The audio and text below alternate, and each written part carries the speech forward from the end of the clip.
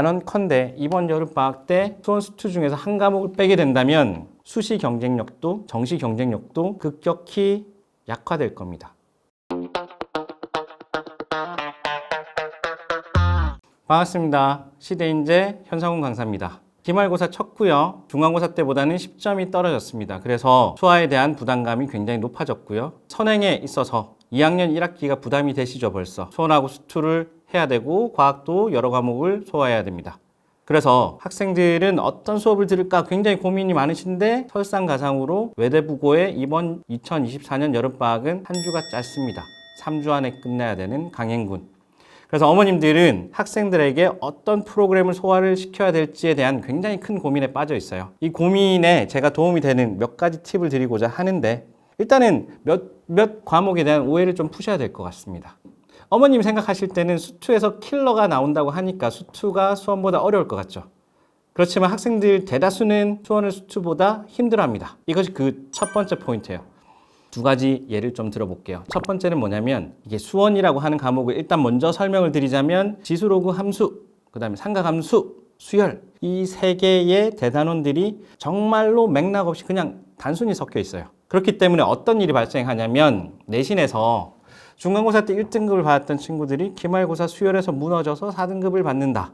혹은 중간에서 삼각함수 때문에 무너져서 5등급을 받았는데 수열을 통해서 복구를 한다. 2등급까지. 이런 경우들이 비일비재합니다.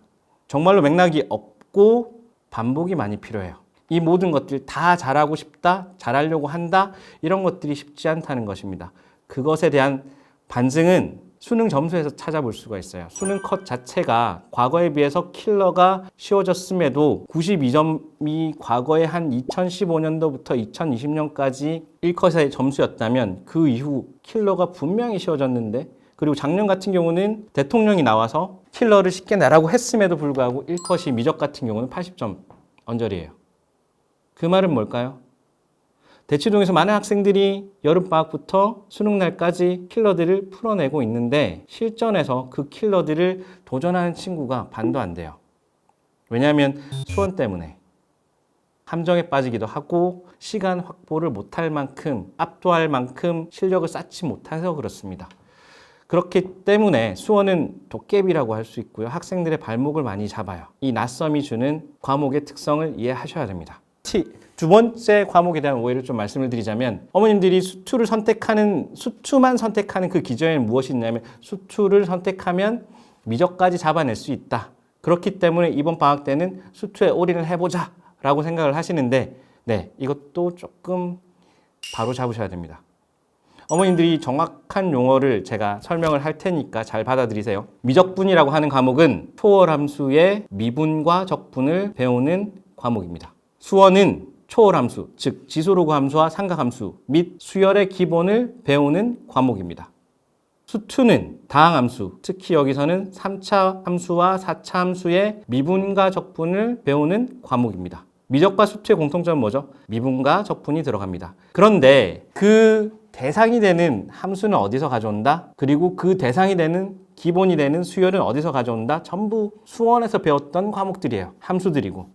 수원이 안 되어 있으면 절대로 미적분의 기본기가 갖춰질 리가 없습니다. 물론 수원과 수투가 공통 부분이 같이 존재하는 것이죠. 수투만 한다고 절대로 미적분의 실력이 그냥 상승되지 않습니다. 수원이 뒷받침되지 않으면 안 되기 때문에 이런 이유로 수투에 올인을 한다? 굉장히 위험한 발상입니다. 자, 제가 두 가지에 대한 말씀을 드렸죠. 수원이 수투보다 쉽지 않다. 그 다음에 미적근 수투만 한다고 해서 바로 잡히지 않는다. 이 두 가지를 말씀드렸기 때문에 어머님들이 생각해야 되는 거 둘 중에 하나 무엇을 선택할까라고 하는 전략은 잘못됐습니다. 단언컨대 이번 여름방학 때 수원 수투 중에서 한 과목을 빼게 된다면 수시 경쟁력도 정시 경쟁력도 급격히 약화될 겁니다. 그건 불 보듯이 뻔해요. 그렇기 때문에 어머님들이 마음속에서 이번에는 수원을 해야 돼, 수투를 해야 돼 라고 생각하신다면 네, 수원하고 수투랑 수화를 해야 된다로 마음을 바꾸셔야 돼요. 그런데 당연히 우리 아이가 이거 잘할 수 있을까? 3주밖에 안 되는데 어떻게 세 과목을 다 끝내? 중학교 때 생각해보면 한 과목 끝내는데 석 달씩 해도 불안불안하고 계속 틀리는데 이걸 어떻게 아무리 그래도 3주 동안 세 과목을 나간다고 이게 말이 되니? 라고 생각하는 게 당연하죠. 그렇지만 하지 않으면 손해를 본다는 사실을 지금 확인한 시점에서는 어떤 방식 하나를 제가 소개해 드릴게요. 개념의 역추적이라고 하는 것인데요. 그것은 뭐냐면 내년에 우리 아이가 수원을 시험을 쳐야 된다라고 가정을 한다면 그 중간고사에서 만나게 될 여러 가지 개념들이 있을 겁니다. 그 개념들을 총망라해 보고요. 그리고 그 개념이 학생들로 하여금 학습하는데 몇 번의 시행착오를 겪어야 되는지도 계산해 낼 수가 있어요. 그 모든 과정들을 표로 한번 쭉 정리를 해보면 모든 개념들, 외대부고 같은 경우는 기출들을 분석을 해보면 되겠죠. 몇 개년 동안 그 외대부고 기출들을 통해서 수원에서도 이러한 유형들이 자주 나왔다. 근데 이 유형은 몇 번을 시행착오를 교정을 통해서 학생들이 겨우겨우 잡아낼 수 있다. 그렇다면 기준을 세울 수가 있습니다. 일단은 여러 번 반복이 필요한 것들, 그렇지만 빈도가 너무 낮고 반복의 횟수가 너무 높은 킬러 같은 거, 10년이 지난 킬러들이 있어요. 지수로그 함수에서 격자점을 센다든지 이런 것들은 과거에는 굉장히 어렵고 그 다음에 시간도 많이 들어요. 그렇지만 지금 자주 나오지 않는데 이것들 굳이 지금 써야 될까? 지금 에너지를 들여가지고 풀어야 될 이유가 있을까? 이런 식으로 하다 보면 우리한테 필요한 개념들로만 구성해낼 수가 있습니다. 12회차 구성이라고 하더라도 원래는 방학 월수금 반이라고 한다면 4주 동안 12회 정도로 구성을 하게 돼요. 고등부에서 방학 동안의 특강은 기본이 그러합니다. 그렇지만 9회에 걸쳐가지고 개념의 역추적을 통해서 다이어트를 할 수 있는 겁니다. 우리한테 필수적인 개념들로만. 물론 경우에 따라서 학생들마다 실력적인 부분들, 경험적인 부분이 다 다르긴 해요. 그렇기 때문에 난이도라고 하는 것, 그 다음에 학생들이 받아들이는 제가 아까 설명드렸던 시행착오의 어떤 횟수들이 다를 수는 있습니다만 경험에 근거했을 때 그리고 수능 점수들을 분포를 봤을 때 이 부분들이 준킬러다. 학생들이 쉽게 고3들이 잘 잡히지 않는다면 고2 학생들이라면 고1 학생들이라고 하면 몇 번의 과정이 필요하겠구나라고 하는 것들을 계산해낼 수 있습니다. 자, 그래서 제가 표 하나를 띄워드릴 거예요. 제가 작업하는 방식입니다. 수원의 특정 단원에서 개념의 역추적의 과정을 한번 보여드리는 거예요.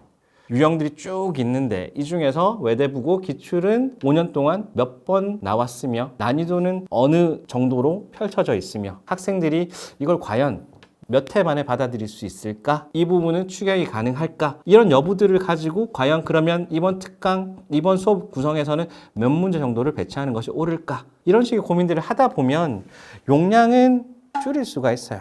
필요에 의해서 얼마든지 줄여낼 수 있고 얼마든지 효율을 만들어낼 수 있습니다. 단 버려서는 안 돼요. 선택을 하지 않고 이것들을 그냥 전체를 선택과 집중을 하자라고 하고 수원을 버린다, 기출을 버린다, 수화를 버린다.